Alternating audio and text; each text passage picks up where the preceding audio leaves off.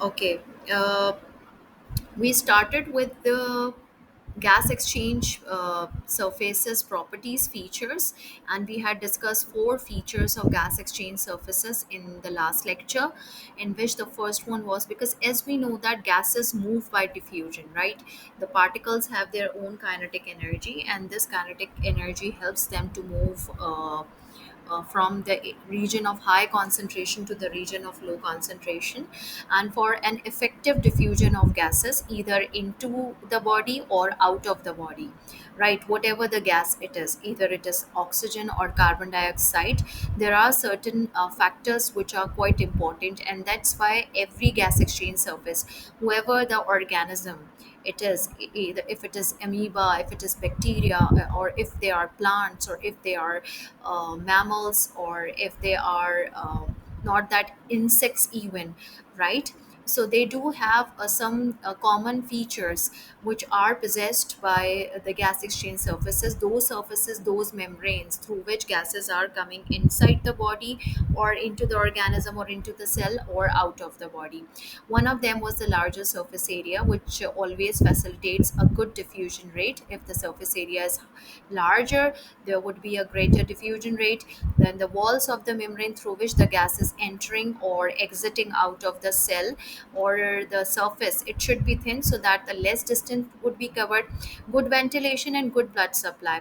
Ventilation and blood supply work together, that as soon as the gas which has to be entered into the body, it has to be removed from the site of the gas exchange, because as soon as it will be removed, the more gas will be entered, because if the concentration becomes equal or higher inside the body, furthermore no gas will be diffused inside. So that's why there must be a good ventilation system, that there must be a maintenance of a good diffusion gradient. The concentration difference between the two regions, it must be greater. And for this, in mammals, in human being, blood vessels that carry the blood, it plays an important role, because blood transport this oxygen. There are the red blood cells which are present in the blood, and they carry these red blood cells carry that oxygen towards all the cells which require oxygen for aerobic respiration. Now, we have also discussed the percentages of gases in inspired and expired air as well. And we also discussed in the last class that what is the reason that there is a difference in their percentage. As we have discussed, that nitrogen is a very stable gas, and it does not absorb inside the human body, right? So its concentration remains same in the inspired air and in the expired air. Expired air is basically the air that we exhale out, and inspired air means the air that we take in. Then oxygen, as we can see that there is a difference of 5%. The oxygen that we take in, the air around us contains 21% of the oxygen, but when it is expired, it is 16%, because 5% of the oxygen is basically absorbed into the lungs, right? And from lungs it goes into the blood. So this is the oxygen that we take in from the atmospheric, and since we cannot absorb all the oxygen, so that's why 16% of the oxygen goes back into the atmosphere. Carbon dioxide, as we can see, that it is 0.04%, and 0.04% it is present in the atmosphere, but when we exhale out, since carbon dioxide is produced inside our body during respiration, and it has to be removed out of our body. So that's why when we expire the air, when we exhale out the air, it the percentage of carbon dioxide increases by 100%. So this is something that is quite noticeable, that carbon dioxide has to be removed, and this is how it is being removed, and this is very important to be removed, and why it is important to remove, we will be discussing it later. Now, the water vapor is a gaseous state of water, and our lining of the gases change surfaces of lungs, that is alveoli, they are lined with the moisture lining. And that's why some of the water, due to the warm temperature inside our body, it is basically expired out in the air as well. So the air that we exhale out is always saturated with the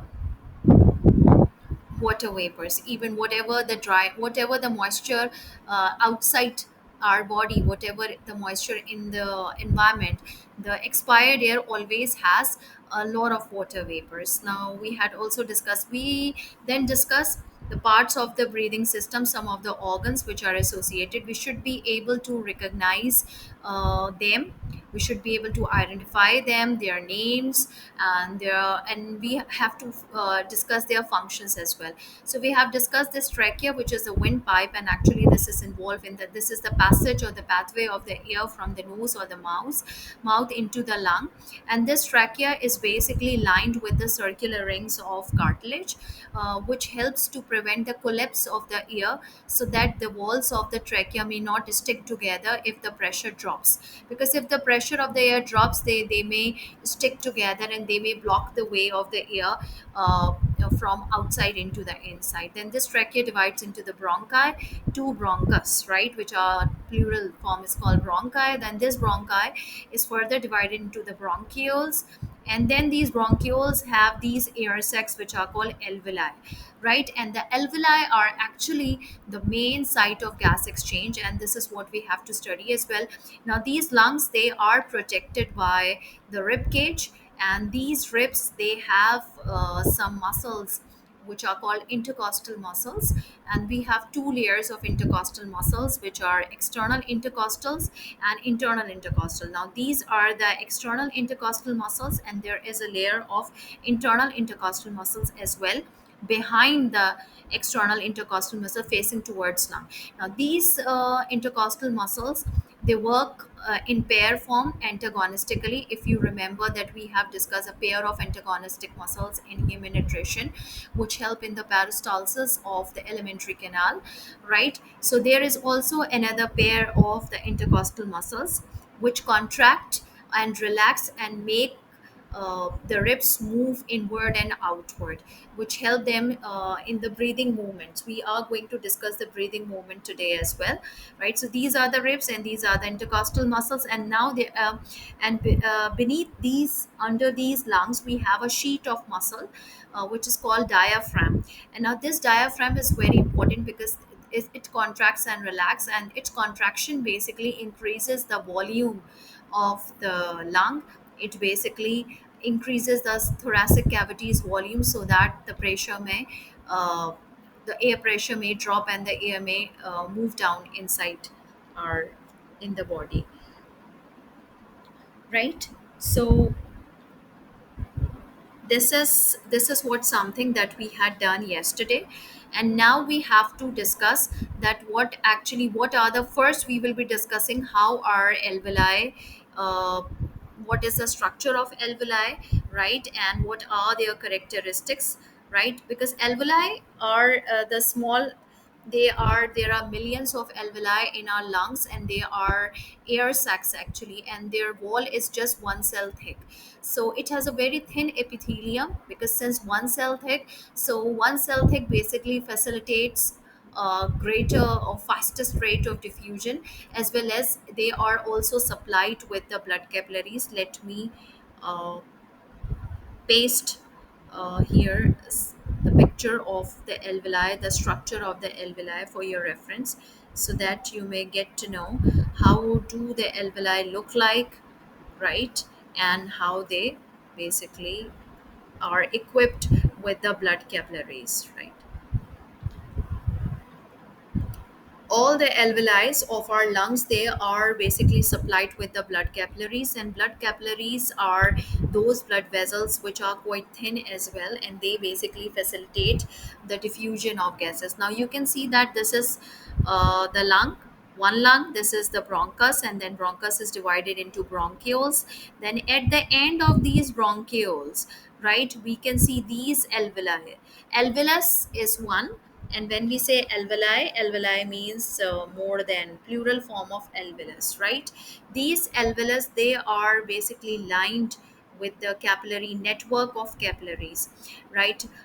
Basically blood, deoxygenated blood comes from the heart, and here the oxygen which is coming here in the alveoli, this is diffused inside the blood and then into the red blood cell, making the blood oxygenated.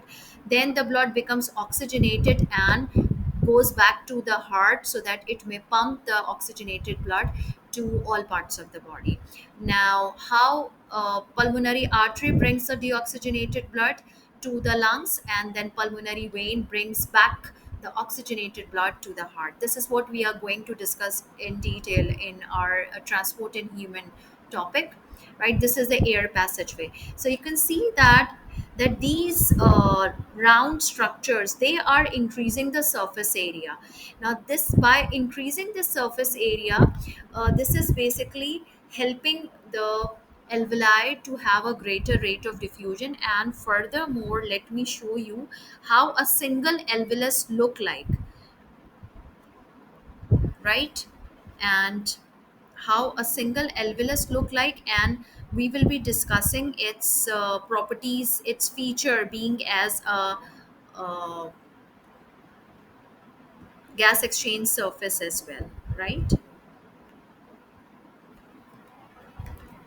Now this is a single alveolus, right? As you can see, there's this wall. This wall is lined with single cell. Now, since its wall is made up of only one single cell, it means that it is very fragile, right? So constant cuff may harm or damage these alveoli walls as well, right? So smokers who are basically suffer, those people who smoke, they usually have constant cough, right, due to that smoke and due to that allergens present in the tobacco smoke, right? So this, the constant consistent cough that the smokers usually have, they damage these walls, right? That's why they suffer in the emphysema that we will be discussing in diseases and immunity. So as you can see that this is the wall of the alveoli, one single alveoli, it is single cell thick, so it is a thin wall, right? So we can see that here, the first thing that the alveoli we can see is, number one is single cell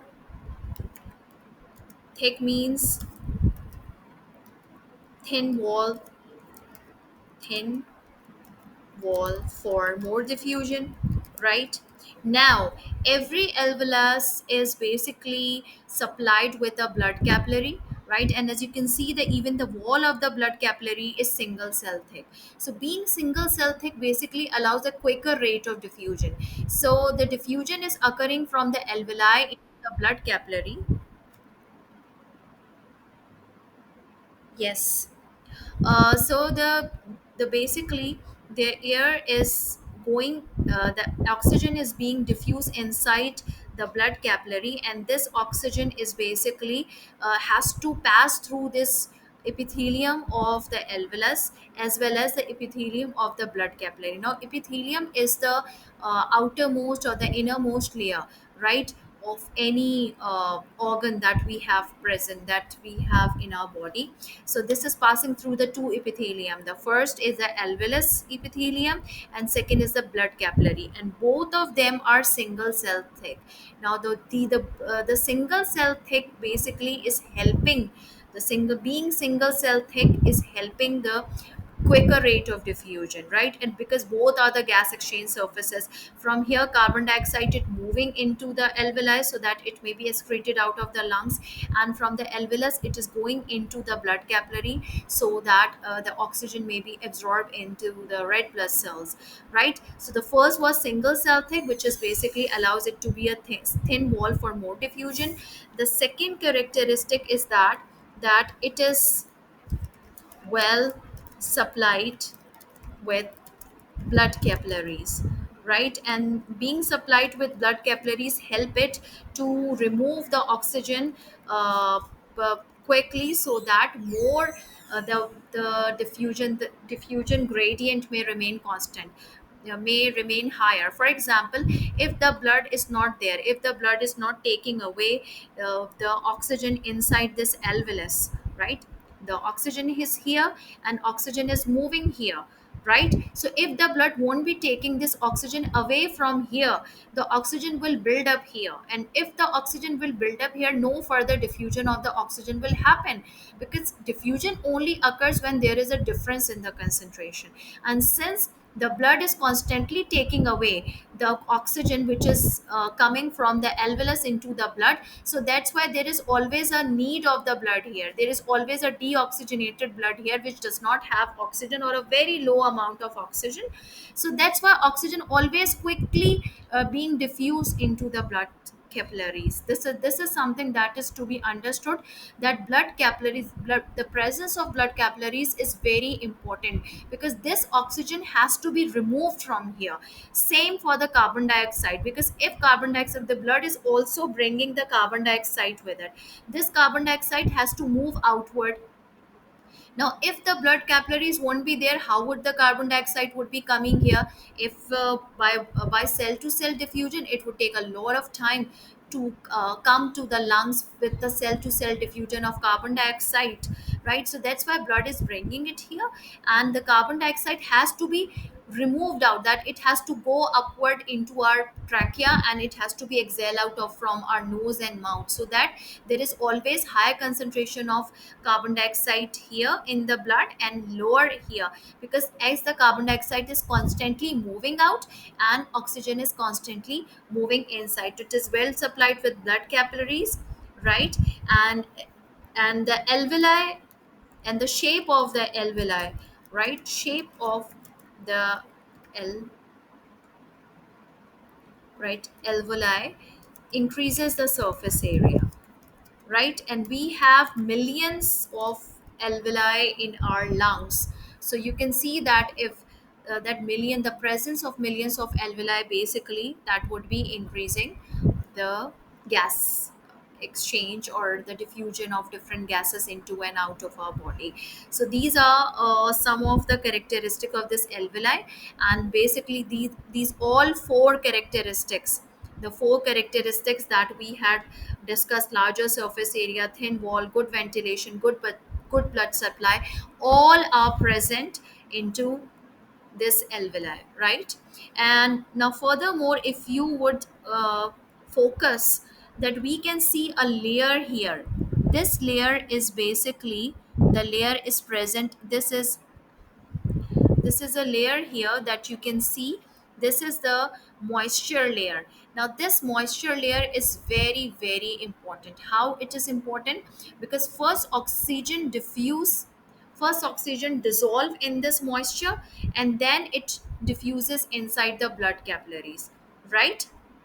And this moisture is extremely important, because as you can see that in dry weather, when we usually start to cough, the reason is that this moisture layer is usually evaporated. The moisture layer is not present due to the dry weather, due to the less moisture outside. So there is a loss of water vapor from inside our body to the outside, so that's why we started coughing. So this basically maintains the moisture inside it, right?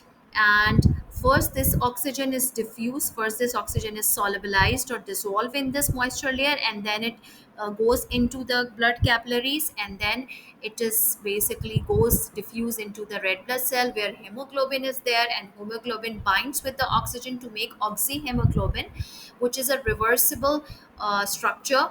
And when the red blood cell reaches to the cell which needs oxygen, this oxyhemoglobin basically removes the oxygen, which is quickly diffuses into the cell or tissues that requires the oxygen. Same as the carbon dioxide has to be removed out of our lungs.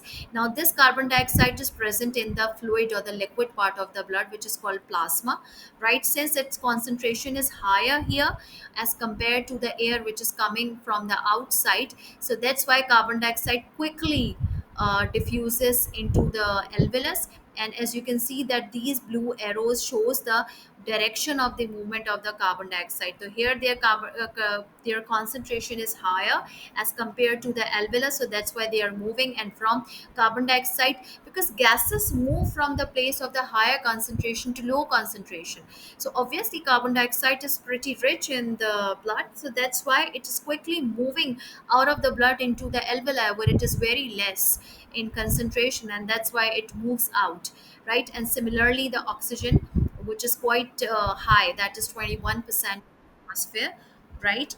So it moves into the blood capillaries, and where its concentration is quite low, because as the blood is coming from the heart, which is deoxygenated and which has a very low concentration of oxygen. So is uh, this oxygen is being diffused into the blood.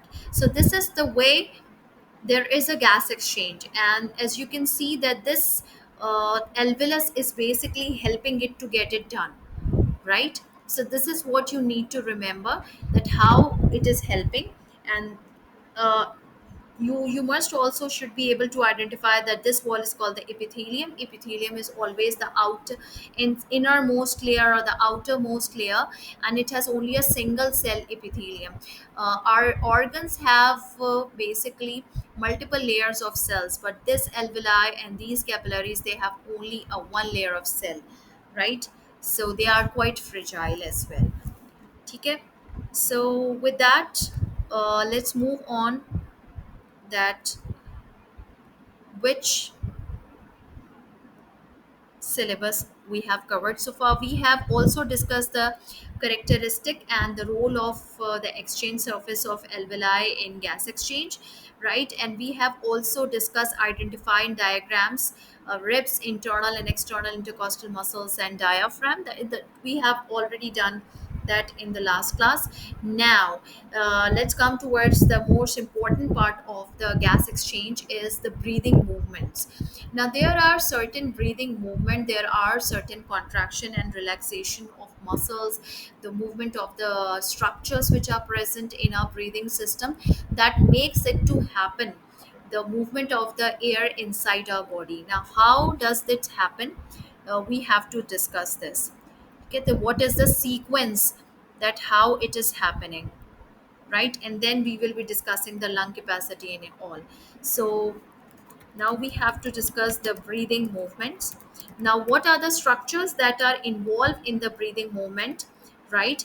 We have ribs, right? We have intercostal muscles,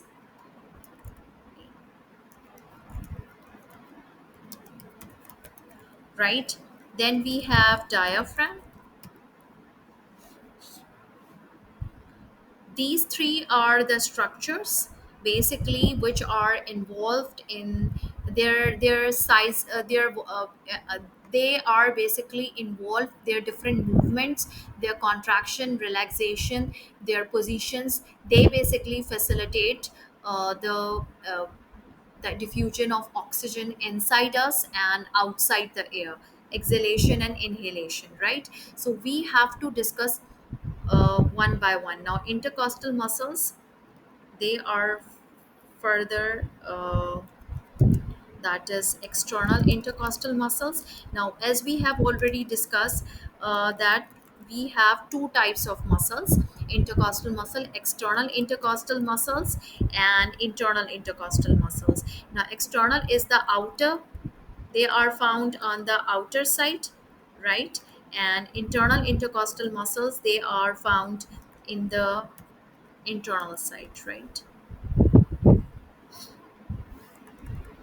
And these two muscles basically they work in pair, they are antagonistic muscles. That is, if one relax, the other contracts, if the other contracts, if the other relax, the first one relax. So what happens during inhalation? Now, diaphragm is actually when it is relaxed, it is in arch shape, right? Diaphragm structure is like this, right? This is its shape when it is in a relaxing condition, right? When it relaxes, it basically, right, it looks like R shape, and when it contracts, it becomes flattened, right, and goes down, right? So this is the shape of the diaphragm when it contracts, right?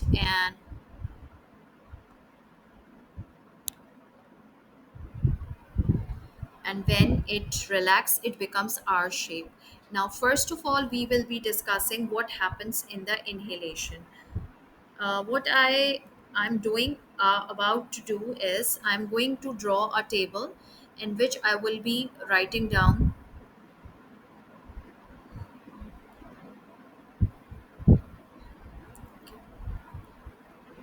So during inhalation, whatever are the breathing movement during inhalation, they are opposite during exhalation, right? Inhalation means to take in the air, and exhalation means to take out the air, right? And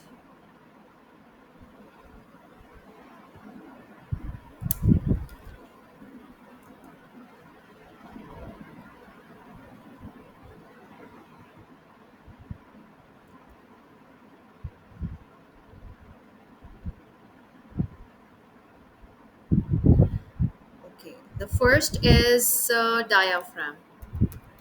Now, as you know that whenever air has to move somewhere, air basically move from the region of high pressure to low pressure, and as well as from high concentration to low concentration. Gases move from high concentration to low concentration, but when the air has to move from atmosphere into our body, there must be a pressure difference.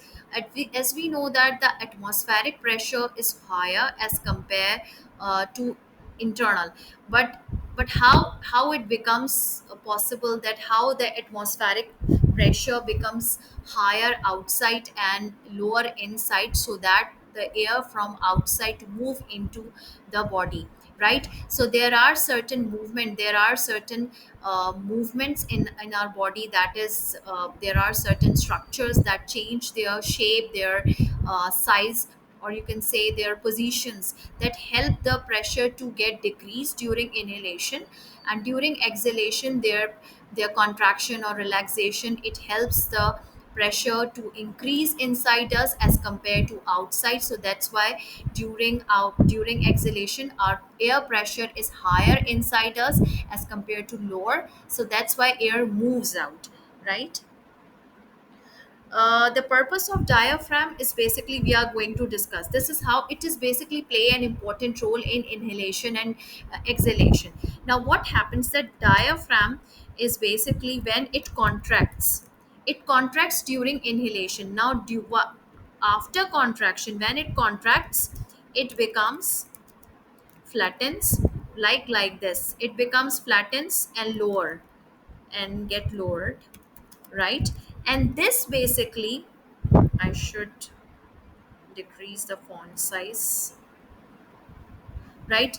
And this basically, when it becomes lower, it increases the space inside our thoracic cavity, right? Because now, if we want, always remember that our lungs, if we want to have some air filled into our lungs, we want the space in the pleural cavity to be increased. We need to have a bigger volume so that we can take. There is already air, there is always air in our lungs, whether we breathe in or not, right? The lungs always have a residual volume of air which is always there, ठीक है?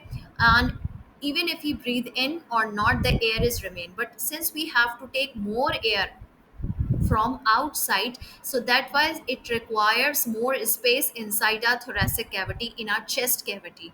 So this space has to be increased, the volume has to be increased. For increasing the volume, diaphragm play an important role, that during inhalation, it contracts, and this contraction making it to flatten.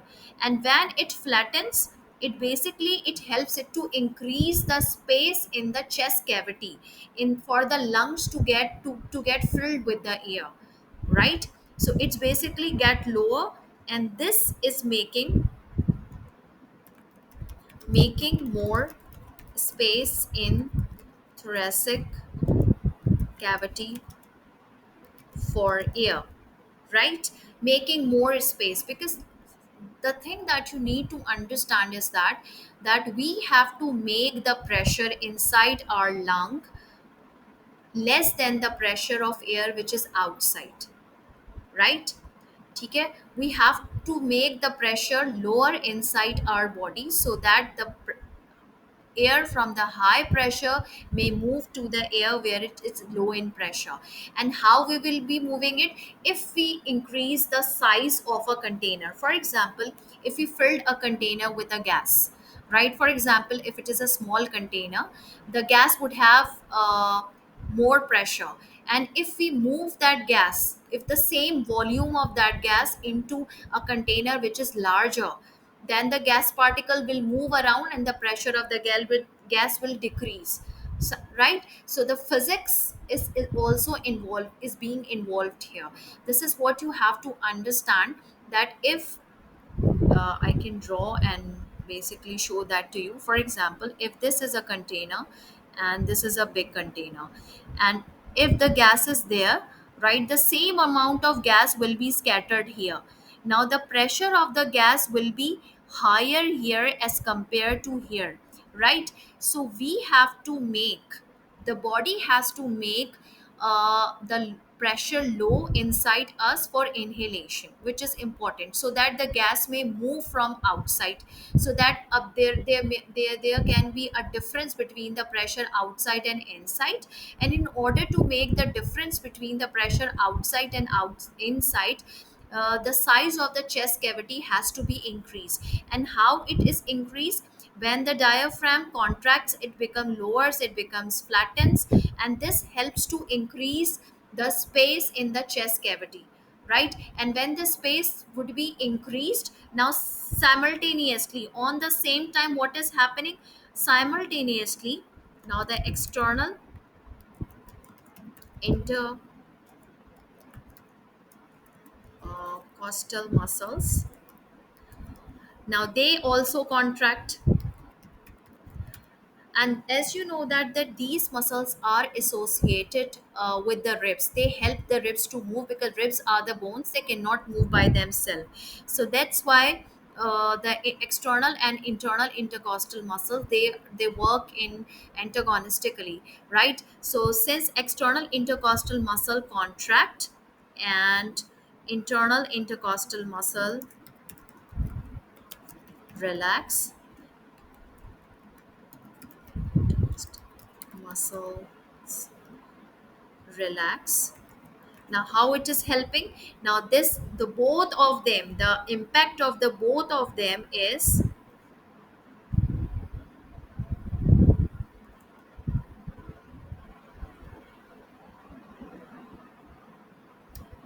no merge. Okay, there is a no merge option, otherwise I would be. So basically contracting of external intercostal muscle during inhalation and internal intercostal muscle relaxation, they are basically what they it makes the ribs to move outward and upward, outward and upward, right? Now if the ribs are moving outward and upward, this is also increasing the space in our chest cavity. All this is done, all these two things, diaphragm and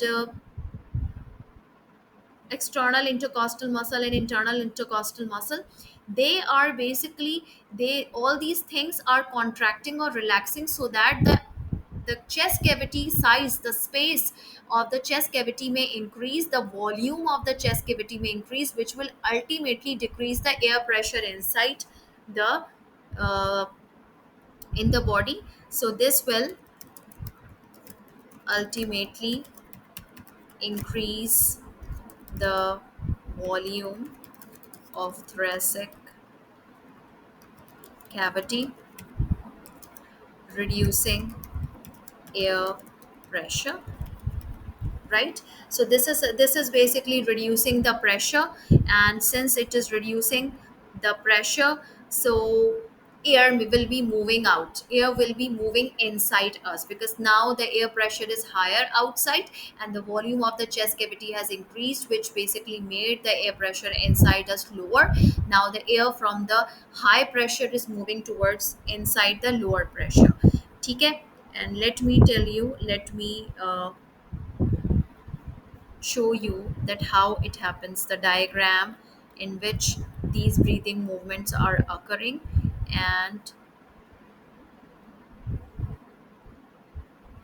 right, so that you will be you can see that how it is making the air to go inside us.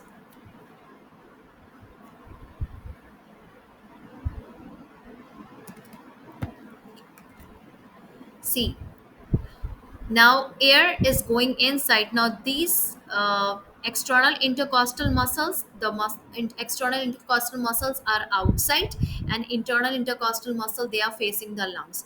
So external intercostal muscles, they are contracting, internal intercostal muscle, they are relaxing, making the rib to move outward and upward. And this diaphragm is pulled down due when it contracts, making it flatten and lower.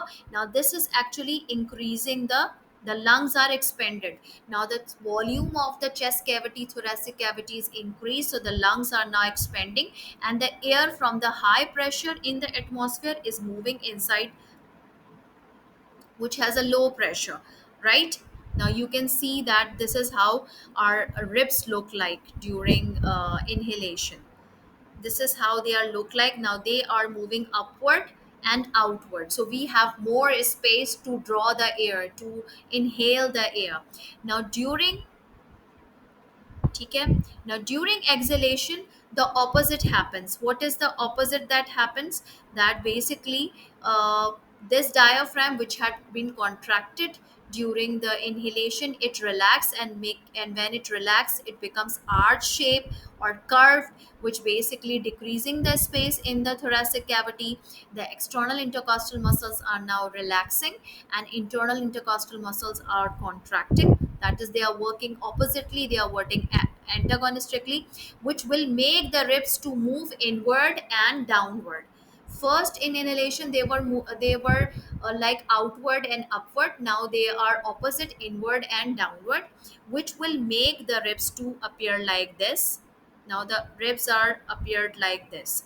Now, and this will basically decrease the volume of the chest cavity, which will ultimately increase the air pressure.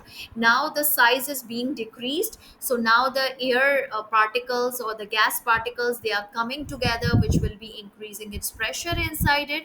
And as the pressure is increasing, so now the atmospheric pressure is now lower as compared to internal our air pressure, so that's why air is exhaled out. So this is something that how we take in the air and we exhale out. Now wait, let me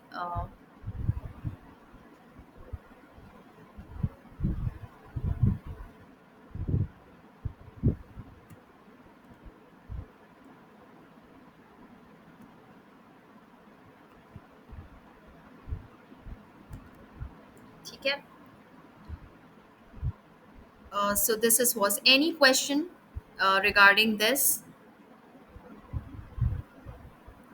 Okay, now let me write what happens in the exhalation. The diaphragm which had been contracted, now in exhalation it relaxes, right? And it becomes a curved shape or arch shape, right?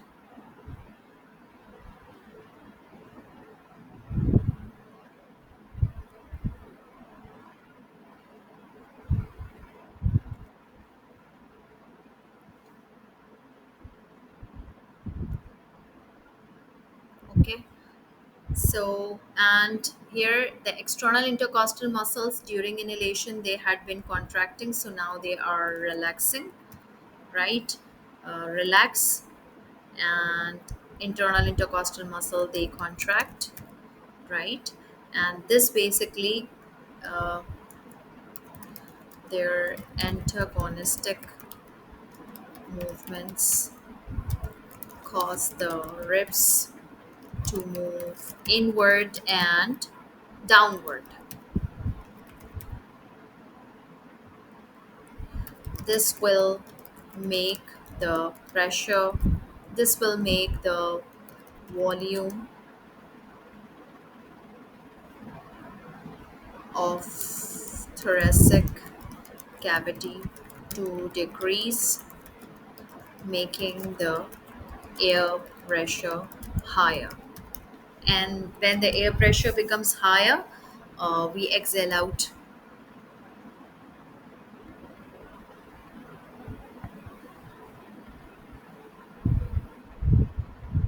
the air, right? So this is basically that happens during exhalation and inhalation, and you people will have to remember uh, all these movements, that what happens, what contracts, what relaxes, and what is the basically effect of the contraction and relaxation of these structures. This is what you will need to remember.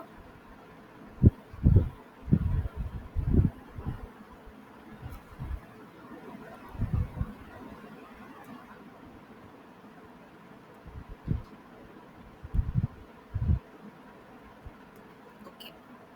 So this is something that we have done. Diaphragm is contracting, and during exhalation it relaxes, and I have also written its effects as well, right? Now, what the effect of these contraction and relaxation, right? And basically this is how we take in the air, we inhale the air and we exhale the air, right? So now we have done with the breathing movements, right? Now we have explained, I have discussed with you the ribs, internal intercostal muscles, and diaphragm, introducing the volume and pressure changes in the thorax, causing the movement of air into and out of the lungs. Now the thing that is left is, okay, we have done with that. Now we also have to discuss that how basically physical activity increase, what is its effect on the breathing rate and depth of the breathing, right? The another point that is left. But before that, you people must know that there is some capacity of our lung to take in the air, and there is their maximum capacity, and there is how much air we can breathe in during exercise and after exercise, right? So first of all, you must know that what is the lung capacity, right? And the lung capacity and breathing rate are total basically volume of the lung when it is fully inflated, just like a balloon. There is always a total capacity of a balloon till the time it may not burst, till the time the point where it's about to burst. This is the actually the total capacity. So it is actually 5 liter, right? We have total 5 liter capacity in lungs. We can, our lungs can filled up with the air, 5 liter air, right? And when we are sleeping or rest, we usually only take 500 ml, that is half a liter of air inside us. During inhalation we only take half a liter when we are resting, when we are sleeping. But when we exercise, right, we can take 3.5 liter, up to 3.5 liter of air inside us. And why this is needed, this is what we are going to discuss in our next subtopic, right? So 500 ml, yes, we are taking in during inhalation when we are resting, when we are sleeping, and if we are exercising we can take up to 3 liter. But our capacity is 5 liter, right? Our lungs have a residual volume of 1.5 liter. This is the tidal volume, this is the maximum volume that we can take in. And our lung has is basically 1.5 liter of air is always there, whether you breathe or not, whether how hard you breathe out, your lungs will still have air, 1.5 liter air. So maximum the air that you can breathe in is 3.5 liter, because your lung capacity is 5 and 1.5 liter is already there. So that's why you can only take in maximum 3.5 liter air, that's it, not more than that, right? Okay, and what about the breathing rate? The breathing rate means number of breath per minute that we take. Usually we take 12 times during when we are resting or sleeping or like that. But when we start exercising, it can be 20 to 22 breaths per minute, right? Our breathing rate increases. Now what is the reason? And the depth of the breathing also increases. Now what do we mean by saying depth of breathing? Depth of breathing means how hard we are breathing, and how much air we are breathing in, right? How much air we are taking inside us. This is the depth of the breathing. Breathing per minute means how many times we are inhaling the air inside us, right? And uh, breathing rate means how many breaths we are taking per minute, and breathing depth means how much air we are taking inside us, right? So when we are exercising, the depth of the breath increases during exercise, because as we require more oxygen during exercise. And why do we require more oxygen during exercise? Because as you know that whenever we are walking, running, or exercising, our muscles are contracting. And when our muscles are contracting, they require energy. And when they require energy, then energy is produced by aerobic respiration, and aerobic respiration requires oxygen. Now this oxygen is required, so that's why for fulfilling the requirement of the muscle contraction, more energy, more oxygen would be needed. We start to breathe more oxygen, more air. Now when we are exercising, our muscles are respiring actively, so carbon dioxide is also being produced. And when the carbon dioxide is being produced, so this carbon dioxide has to be removed from our body. Why?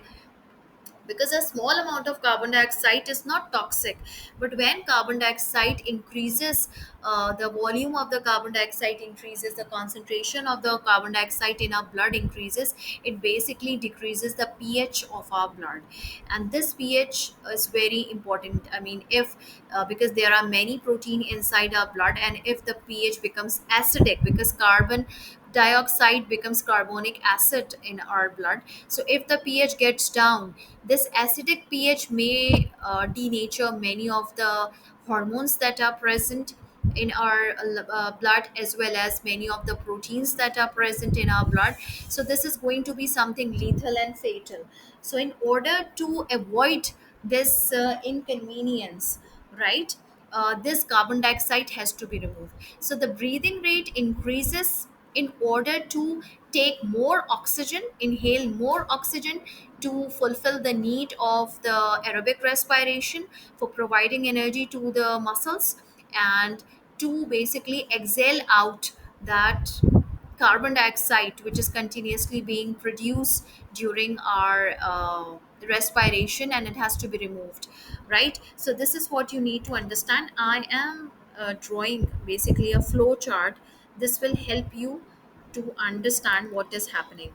So during exercise, right, muscles contract, and for this contraction it requires energy is needed, right?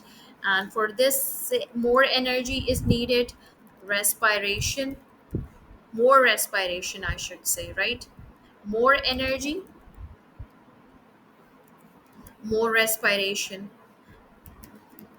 And more respiration means more requirement of oxygen. Now more requirement of oxygen, right? More requirement of oxygen, and means more inhalation of oxygen, right? So that's why the depth of the breathing is also increases, because we want more air to take in during the exercise, right? Same time, more carbon dioxide is also producing, more carbon dioxide producing due to more respiration, right? And now this carbon dioxide,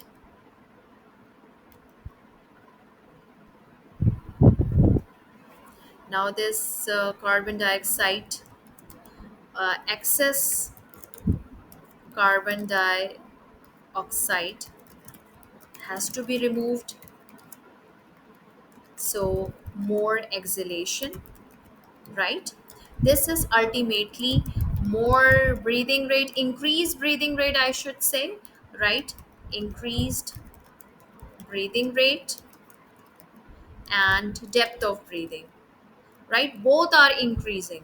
So that depth of breathing means more breaths per more air we are taking in. Just for example, during resting time or during sleeping, if we are only taking half a liter of air inside us, but during exercise we are taking, let's say, 2 liter, 2.5 liter of air inside us, so that more oxygen we may breathe in and more exhalation, more carbon dioxide, more carbon dioxide, more carbon dioxide may be removed, right? Right, so this is how it works. uh, so in breathing and depth of breathing will be increased. Okay, so this happens actually during exercise. And right, so we have discussed this learning outcome of our syllabus as well now, right? And now the last thing that is left is the role of the goblet cells, ciliated cells, and mucus in protecting the gas exchange system for pathogens and particles. So that we must know that our trachea epithelium is lined with different cells. One of them is goblet cells and ciliated cells. Now these ciliated cells, which are present in our trachea, they have cilia, and these cilia basically, first of all, the goblet cell, they produce mucus, which is a chemical, that basically sticks, that catches, that traps the bacteria, and and so this mucus basically traps the bacteria.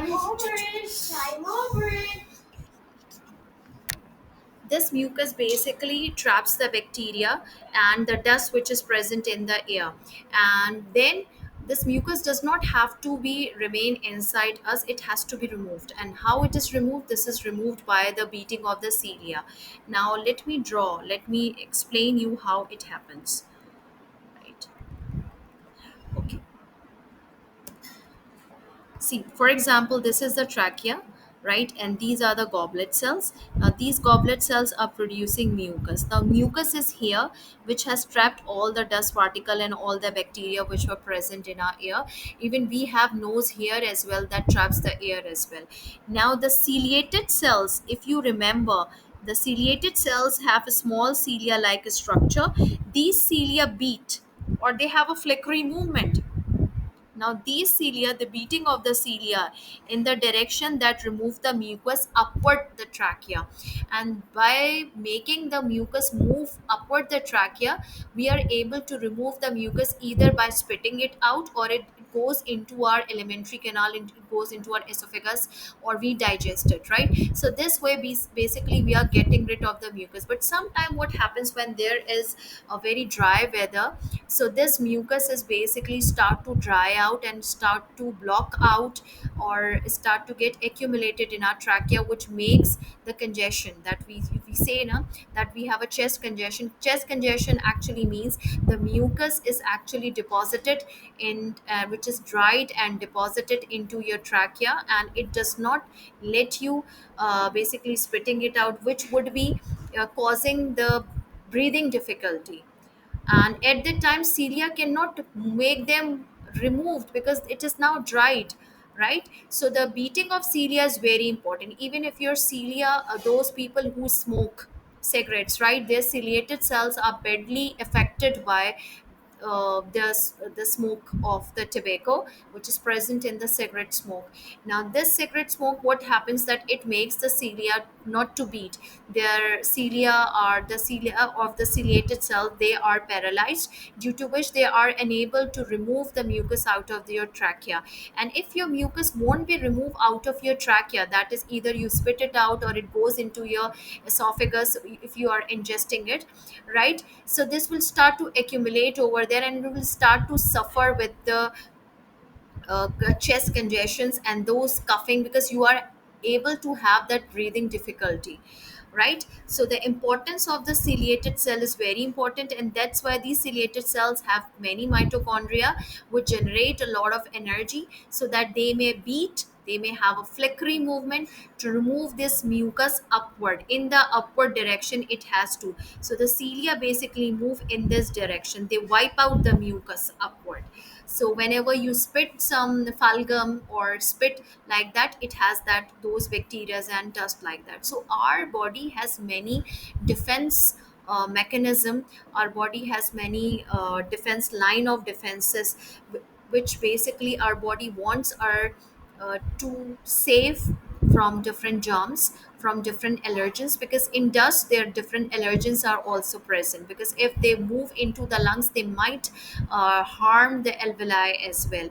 But if sometimes the bacteria are able to escape from the mucus, they get into the lung, they start to grow over there and they may cause the lung infection, right? So this happens in the during the lung infections or in the chest infections, where the bacteria are not efficiently removed by the mucus. So this is all for this topic that we have covered. We have almost covered all the syllabus learning outcomes, right? You need to remember the role of the goblet cells and the ciliated cells, right? And for any query, you may message me, you can ask me the questions, and we have almost covered all the learning outcomes, all the syllabus content that CIE which has prescribed. So in the next class, inshallah ta'ala, we will be discussing respiration topic 10, which is basically in linked with the gas exchange system, because as we are inhaling the airs like oxygen and carbon dioxide, and they are linked with the respiration, how this biochemical reaction occurs, and how what are the products of that, the word equation result that we will be discussing in respiration. So it's all for now. Thank you so much. uh, we will be joining in the next class, inshallah ta'ala. Thank you. Allah Hafiz.